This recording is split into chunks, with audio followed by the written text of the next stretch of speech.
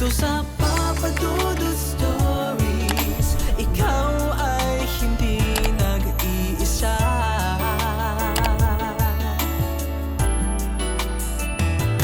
Dito sa Papa Dudut Stories, may nagmamahal sa'yo. Papa Dudut Stories. Papa Dudut Stories. Dear Papa Dudut, sa lahat po ng mga nakatutok ngayon, huwag pong kalimutan mag-like, mag-share at mag-subscribe. Maraming salamat po sa inyong lahat.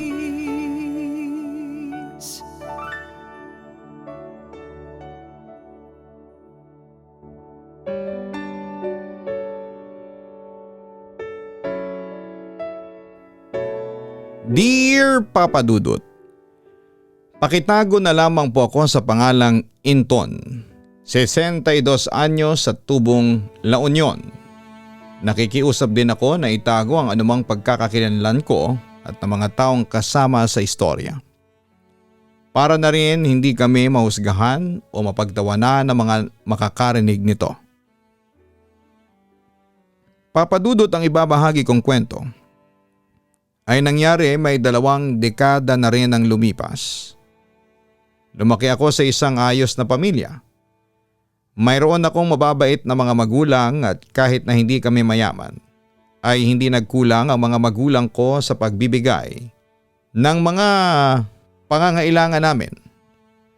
Kaya nga masasabi kong napakaswerte kong tao dahil perpekto ang mga magulang ko. Samantala meron akong pinsang itago nyo na lamang siya sa pangalang Via. Sa lahat ng pinsan ko ay si Via ang pinaka malapit sa puso ko. Para na nga kaming magkapatid noon. Pero Papa Dudut, meron akong nararamdaman para kay Via na hindi ko maipaliwanag. At mas tumindi pa ang mga nararamdaman kong yon nang minsang tumira si Via sa bahay namin taong 1969. Anak, dito muna titira ang pinsan mo. Nakiusap sa akin si Tito Teban mo na dito muna manunuluyan si Via habang nagtatrabaho siya dito sa Maynila. Sabi sa akin ng aking ama. Napangiti ako at naisip ko na pagkakataon ko nang makasama si Via ng matagal at makilala siya ng lubusan. Pagkatapos noon, Papa Dudut, ay dumating na si Via. Agad ko siyang sinalubong at hinatid papasok sa aming bahay. Papa Dudut, napakaganda po ni Via. Agad ako nabighani sa kanyang kagandahan at alindog. Bukod sa napakabait nito, ay palakaibigan pa. Bali Via, yung magiging kwarto mo yung dating kwarto ng tita Ana mo. Matagal nang bakante ang kwartong yon dahil matagal nang patay ang asawa ko. Wika ni ama kay Via bago bumaling siya sa akin. Inton, tulungan mo si Via na ayusin yung magiging kwarto niya. Agad naman akong sumunod, Papa Dudut. Tinulungan ko si Via na maglinis ng kanyang kwarto. Doon ay nagkaroon ako ng pagkakataon para kausapin siya. Ito yung naging kwarto ni inay simula noong magkasakit siya ng cancer. Maraming masasakit na alaala ang kwartong ito, sabi ko sa kanya. Habang ikinagkwento ang nakaraan ng kwartong tutuluyan niya. Nakita kong naging malungkot ang ekspresyon ng mukha ni Via. Ganun ba? Pero mukhang mapapalitan na yon ng magagandang alaala kasi ikaw nang gagamit nito. Pagpapatuloy ko. Pagkatapos ay binago ko na ang usapan.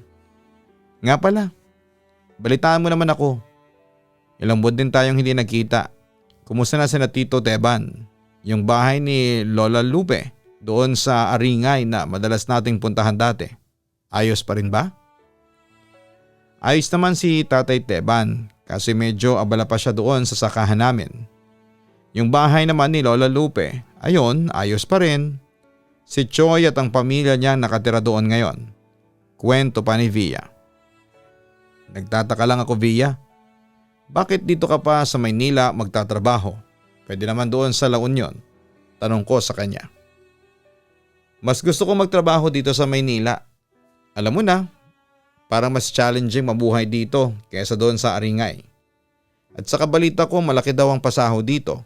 Tugon niya. Oo, malaki nga ang pasahod dito pero magastos dito. Ang mamahal ng bilihin dito sa Maynila. Imporma ko sa kanya. Pagkatapos ay sinimulan na namin ang paglilinis ng kwarto. Habang nagwawalis ay may tinanong ulit sa akin si Via. May nasabi sa akin ang itay mo. Balita ko may girlfriend ka na. Ano, totoo ba? Oo, Myla ang pangalan niya. Ito pa yung picture niya sa wallet ko. Pagkatapos ay proud kong ipinakita sa kanya ang litrato ng girlfriend ko. Wow, may girlfriend ka na. Parang kailan lang no? Dati malikot kang bata pero ngayon binata ka na.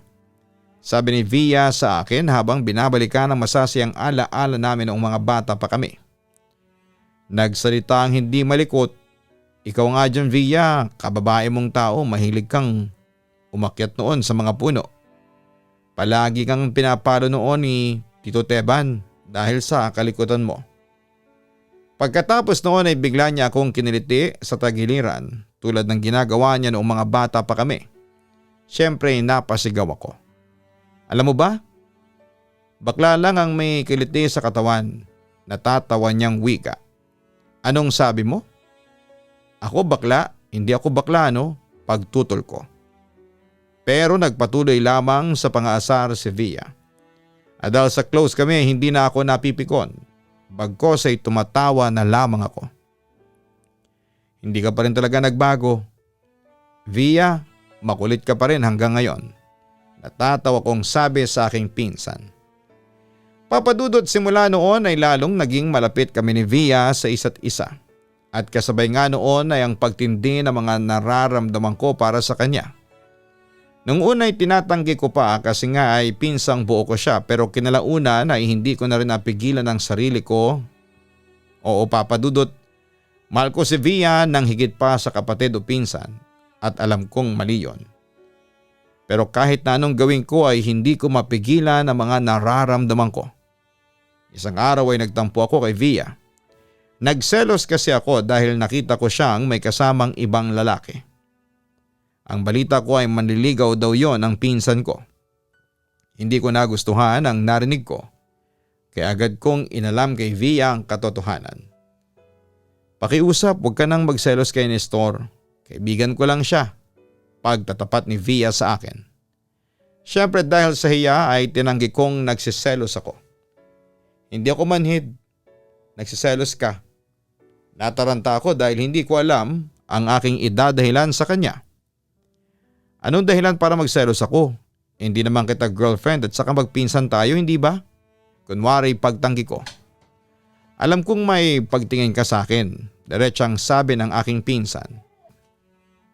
Pagtingin? Hindi ah. Pagtanggi ko kahit na labas na sa ilong ang aking sinasabi.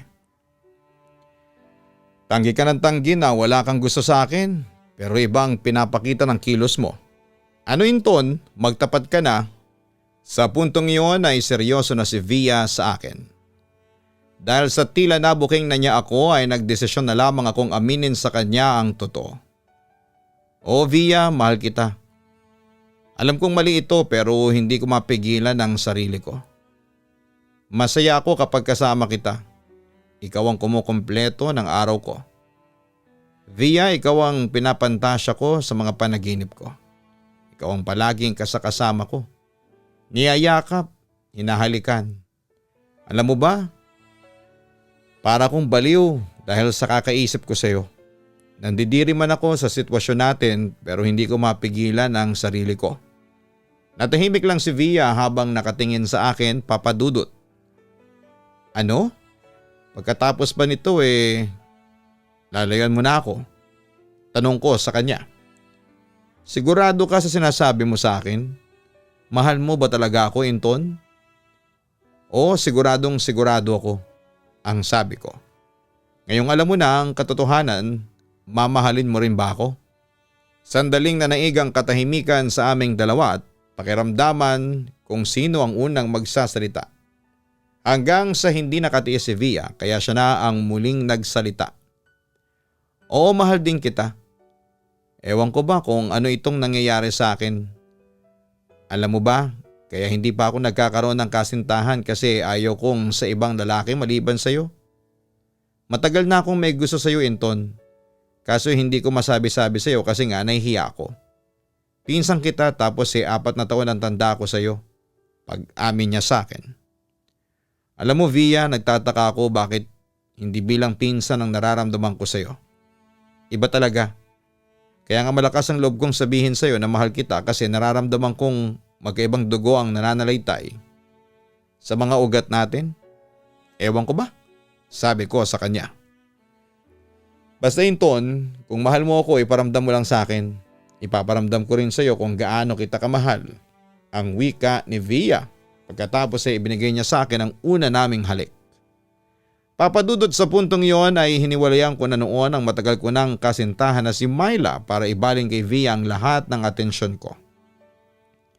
Nagmahalan kami ng sarili kong pinsan. Hindi namin alintana na magkadugo kami.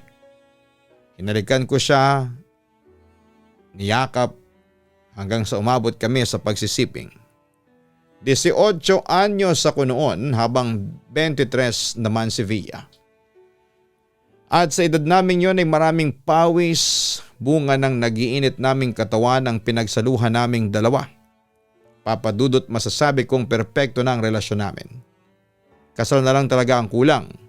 Pero alam naman naming dalawa na hindi kami pwedeng ikasal dahil magpinsan nga kami.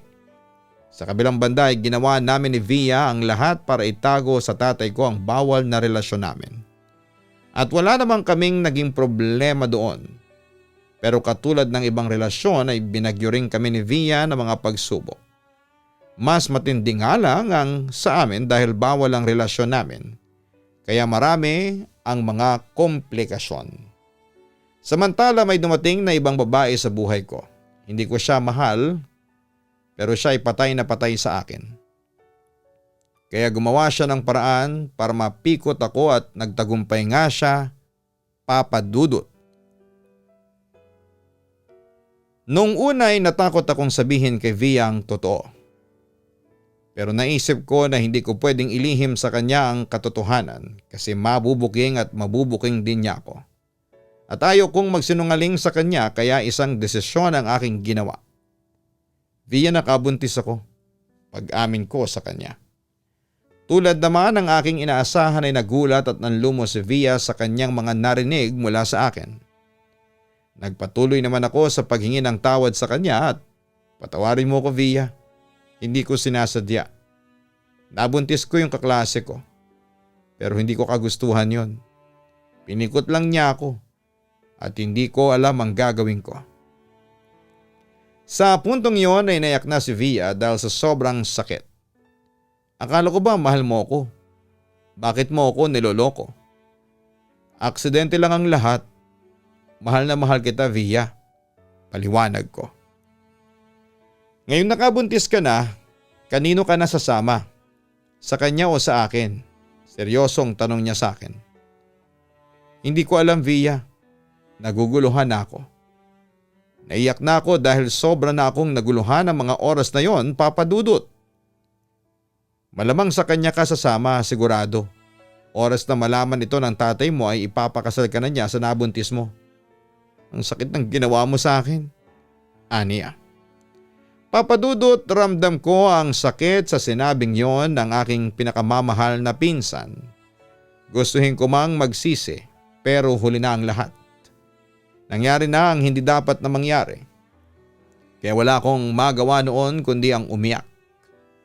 Via, hindi ko pakakasalan yung nabuntis ko. Biglang sabi ko habang humahagulhol. At sinong pakakasalan mo? Ako? Inton, hindi mo ko pwedeng pakasalan kasi magpinsan tayo, ang sabi pa ni Via. Nagpatuloy naman ako. Ayaw kong magkahiwalay tayo. Hindi ko kaya. Panagutan mo yung nabuntis mo. Pakasalan mo.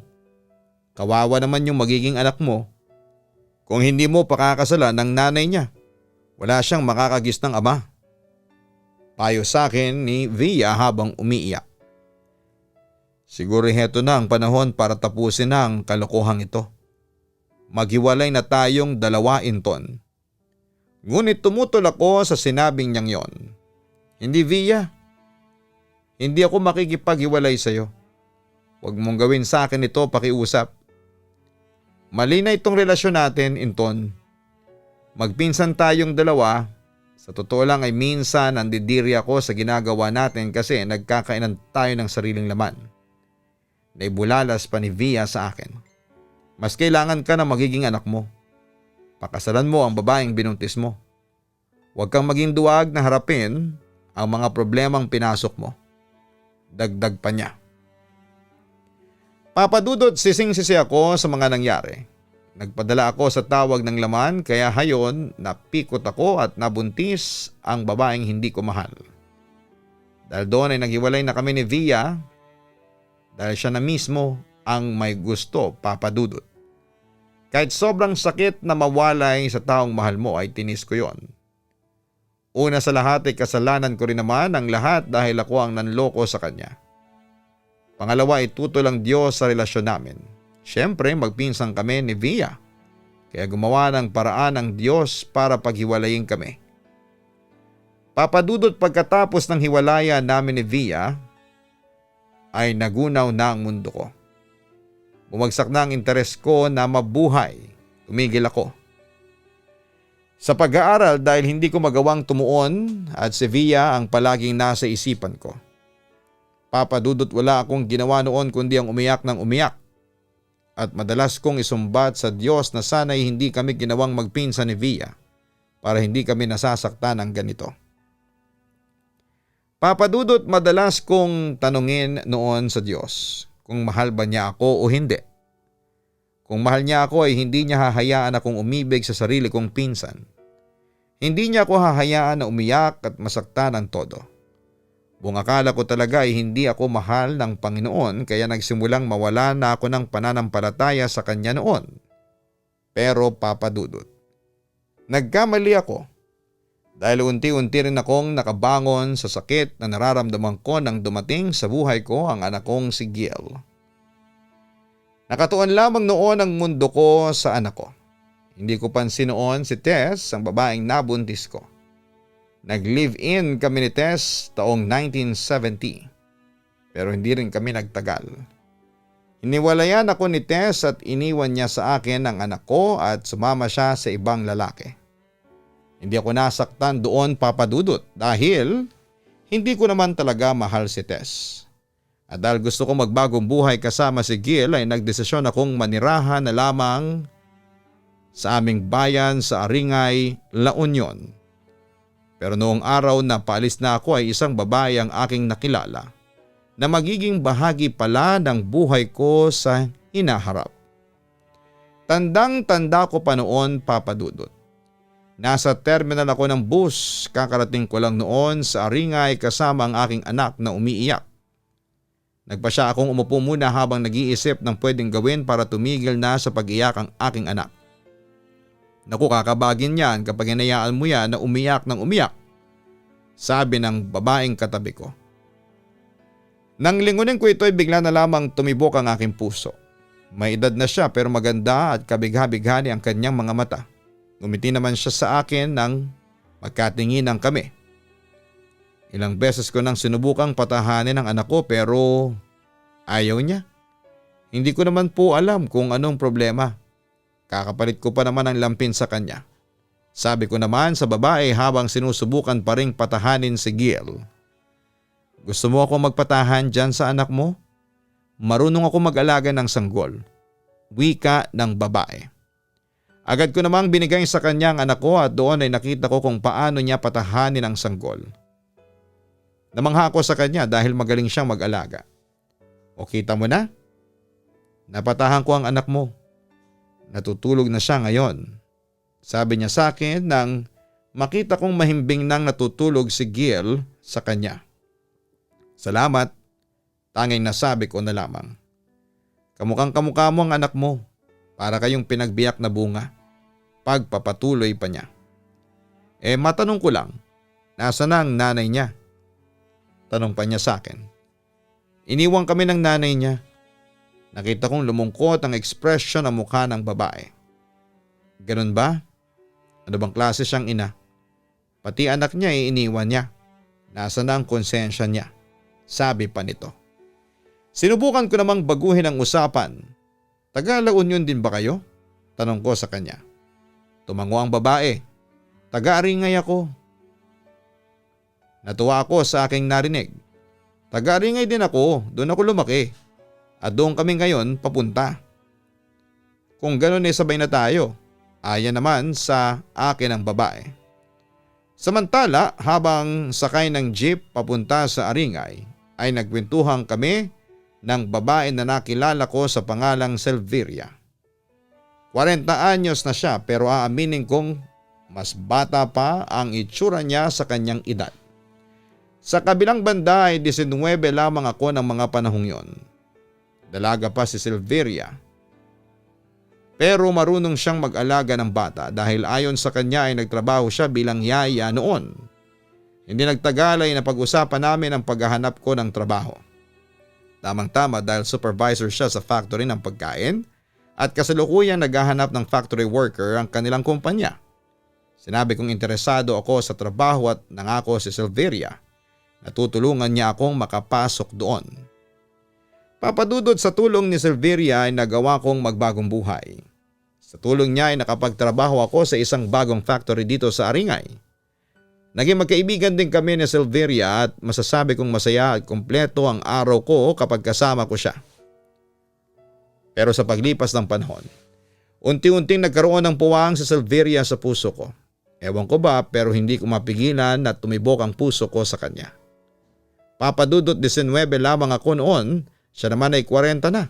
Pero hindi naging hadlang ang edad para mahalin ko siya. Noong una akong magtapat ng pag-ibig kay Silveria. Tinanggihan niya ako dahil parang anak na lang daw ang turing niya sa akin. Pero hindi ako tumigil noon sa kakasuyo kay Silveria. Bagamat aaminin kong naguguluhan ako kung pagmamahal ba yung nararamdaman ko para sa kanya. Gayunpaman ay tinuloy ko pa rin at naging kami rin ni Silveria. Papadudot. Naging masaya naman ang relasyon namin ni Silveria. Minsan nagkakatampuhan kami pero sa kabuuan ay masaya kami na magkasama. Kaya nga makalipas ang ilang buwan ay inaya ko siyang pumunta ng simbahan. Nakarating kami sa simbahan at walang gaanong tao dahil Sabado. Agad ko siyang dinala sa altar, Papadudot. Inton, anong meron? Bakit mo ko dinala dito? Teka, parang nahulaan ko na. Wika ni Silveria na napapangiti dahil alam niya ang kasunod noon. Tama ka, Silveria. Nandito tayo para personal na sabihin sa iyo na gusto kitang mapangasawa. Gusto kitang pakasalan, Silveria. Tatanggapin mo ba ako bilang kabiyak mo? Tanong ko sa kanya. Nakakabigla ka naman. Ang sabi ni Silveria na nooy namumula ang mukha sa hiya. Silveria, gusto ko lang na malaman mo na mahal kita. Nahanda akong ibigay sa iyo ang sarili ko para maging asawa mo. Pagpapatuloy ko. Alam ko naman yun, Inton. Oo, tinatanggap ko. Tugon ni Silveria sa akin. Tinanggap ko ang alok mong kasal kasi mahal na mahal din kita. Ang totoo niyan ay matagal ko na rin gustong lumagay sa tahimik kasama mo. Matagal ko nang pinapangarap ito. Dagdag pa niya. Napayakap ako ng mahigpit kay Silveria pagkarinig ko sa sinabi niya. Alam mo, Silveria, ikaw lang ang pinapangarap kong mapangasawa. Ikaw lang ang hinahanap-hanap itong puso ko at isipan ko. Kaya ngayong ikakasal na tayo ay nangangako ako sa iyo na magiging mabuting tawa ko at haligin ng tahanan para sa magiging pamilya natin. Silveria, sumusumpa ako ngayon na ikaw lamang ang mamahalin ko habang buhay at nangangako ako na hindi kita papaiyakin at lolokohin.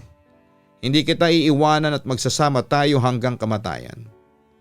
Ayan, saksi na ang Diyos sa mga pangakong binitawan ko sa iyo. Wika ko. Salamat, Inton. Napakaswerte ko pala kasi mapapangasawa ko ang isang lalaking mahal na mahal ako. Kahit na matanda na ako at malaki ang agwat ng edad natin hindi mo pa rin ako pinabayaan at minahal mo pa rin ako. Hindi ka nahiya sa mga taong nakapaligid sa atin. Ipinaglaban mo ako sa mga humuhusga sa atin.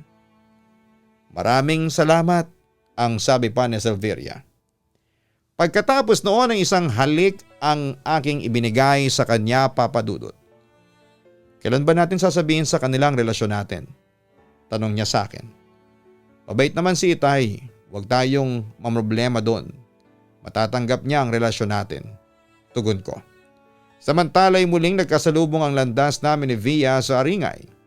Doon ay nabalitaan niyang meron na akong babaeng pakakasalan. Tulad ng aking inaasahan ay nalungkot si Via at inamin niya sa akin na mahal pa rin niya ako. Papa Dudut, sa totoo lang ay hindi ko inaasahan na magkakasalubong pa ang landas namin ni Via. At aaminin kong nakaramdam pa rin ako ng kirot sa puso pagkakita ko sa kanya. Pero minabuti ko nang kalimutan si Via dahil may Silveria na ako. Kaya nga makalipas ang isang buwan simula noon ay nagpakasal na kami ni Silveria sa West sa Aluminos. Pagkatapos ay bumalik kami sa Aringay at namuhay kami bilang mag-asawa. Sa kabilang banda, dahil sa nakatuon ang atensyon ko bilang haligi ng tahanan at dahil sa takot na rin na marinig ang pagtutol ng aking ama, kay Silveria ay nilihim ko muna sa ama ko na may asawa na ako. Bagamat regular akong sumusulat sa kanya doon sa Maynila. Hanggang sa isang araw ay napagtapat ko na rin sa tatay ko ang totoo at sinabihan niya ako na umuwi ng Maynila. Agad naman akong pumayag sa gusto ng aking ama. Hanggang sa isang araw ay nakarating na kami ni Silveria sa bus terminal sa Maynila. Excited kaming pareho dahil ito ang unang pagkakataon na makikilala ng ama ko ang aking asawa. Matyaga kami naghintay noon dahil ang bilin niya noon sa akin sa telepono ay susunduin niya kami ng asawa ko ng alas 4 ng hapon. Hindi nagtagal ay dumating na rin si ama, masayang-masaya akong sinalubong. Pero Papa Dudut, napalitan ng kasiyahan ang pagtatagpong yon nang makita ni ama si Silveria. Tay, si Silveria asawa ko, pakilala ko. Ngunit nanlumo ang aking ama sa kanyang nalaman at ganoon din si Silveria. Nagtataka lang ako dahil tila matagal na silang magkakilala ng tatay ko. Silveria? Diyos ko, ikaw ang asawa ng anak ko? Nanginginig na wika ni ama. Ikaw ang tatay ni Anton? Takot na wika naman ni Silveria. Adoy, nasa ng anak ko na pinaampong ko sa iyo? Hysterical niyang tanong sa aking ama. Silveria, wala kaming anak ni Ana. Kaya si Anton ang tinuring naming anak. Naiiyak na pagtatapat ng aking ama sa aking asawa. Tay, Silveria, anong ibig sabihin nito? Naguguluhan ako. Wika ko at gulong-gulo sa eksenang yon. Ampung ka lang namin ni Ana, Anton. Hindi kita tunay na anak. Umiiyak na nagtapat si ama sa akin. Ibig sabihin hindi ko po pinsan si Via? Tumango ang aking ama bilang tugon.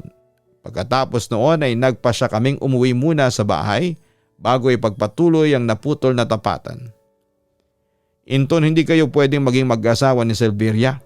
Ikaw, Silveria, pumasok kayo ng anak ko sa malaking problema. Ang sabi ng aking ama sa aking asawa. Anak mo si Anton. Siya yung pinaampon mo sa amin ni Ana. Sarili mong dugot laman ang asawa mo. Sa pagkakataong yon, Papa Dudut, ay nanlumo ako. Napagtanto ko ang pagkakamaling nagawa namin ni Silveria. Anton, nanay mo si Silveria. Umagulhol si ama pagkatapos noon. Pero paano, Silveria, bakit hindi mo sinabi sa akin na may anak ka na? Akala ko. Hindi ko pa natatapos ang aking sasabihin ang biglang magtapat na si Silveria sa totoong nangyari. Disgrasyada ako, Anton. Anak kita sa pagkakasala at ang totoo niyan ay hindi ko alam kung sino ang tatay mo. Anton, dati akong babaeng bayaran. Hindi kita kayang buhayin noon kaya pinamigay kita at binigay kita kay Adoy. Kasi nabalitaan ko na gusto nilang mag-ampon Pag-amin pa ni Silveria. At dahil doon ay lalo akong nanlumo at hysterical na napahagulhol. Patawarin mo ako anak kung nagsinungaling kami ni Ana sa iyo. Wika ni ama sa akin. Pero anak, maghiwalay na kayo ni Silveria.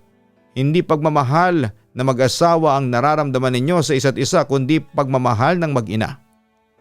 Papadudot yon ang katotohanang hindi ko matanggap hanggang ngayon. Hindi ko matanggap na si Silveria ang babaeng minahal ko, ang siyang tunay kong ina. Dahil doon ay halos mabaliw ako at muntik na akong magpakamatay dahil sa sobrang depresyon. Agad kami naghiwalay ni Silveria at nagpakalayo-layo ako hanggang sa panganganak niya. Pagkatapos noon ay muli akong bumalik sa tatay ko habang si Silveria ay nagpakalayo-layo na. Wala na akong naging balita sa kanya simula noon. Samantala iniwan niya sa akin ang anak namin na si Oriel at ako na ang nagpalaki sa bata. Si Oriel, anak ko siya pero kapatid ko rin siya. Samantala ay nagdesisyon ako na huwag nang ipaalam sa anak ko ang totoo dahil alam kong masasaktan lamang siya. Sa ngayon, Papadudot ay matanda na ako. May sarili ng pamilya si Giel at Oriel. May apo na rin ako. Ako naman ay nakatira kina Giel at nagpapatakbo ako ng negosyong kainan sa palengke malapit sa amin. Tahimik na ang buhay namin pero kahit ilang dekada pa ang lumipas, ay hindi mawawala ang multo ng aking nakaraan. Ito lamang ang maibabahagi ko sa inyong programa. Maraming salamat at magandang araw po sa inyong lahat. Lubos na gumagalang, Inton.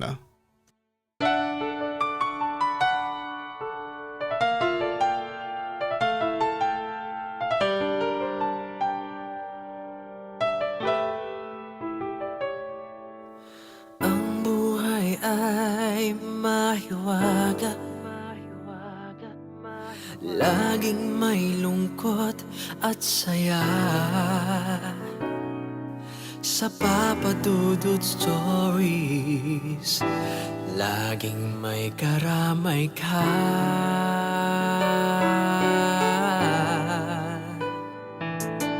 Mga problemang kay bigat,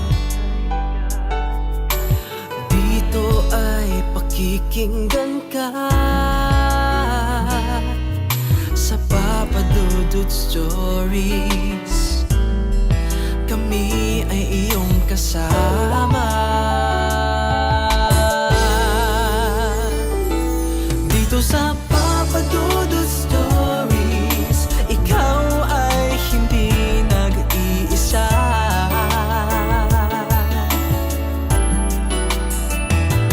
Dito sa Papadudot Stories, may nagmamahal sa'yo.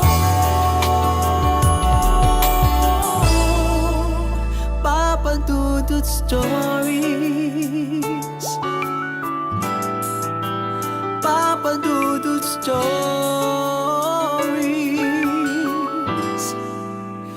Papadudot Stories.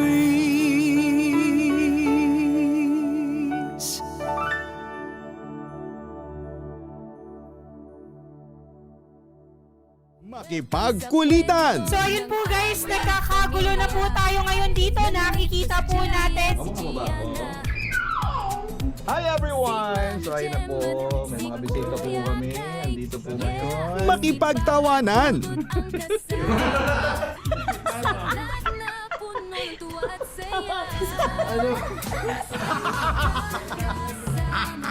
At minsan, makipag-iyakan.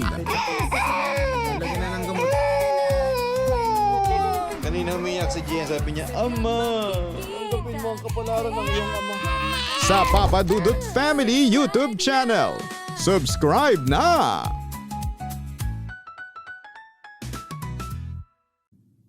Matakot, kabahan sa mga kwentong nakakagimbal sa Kaistorya YouTube channel with daily post at 7 p.m.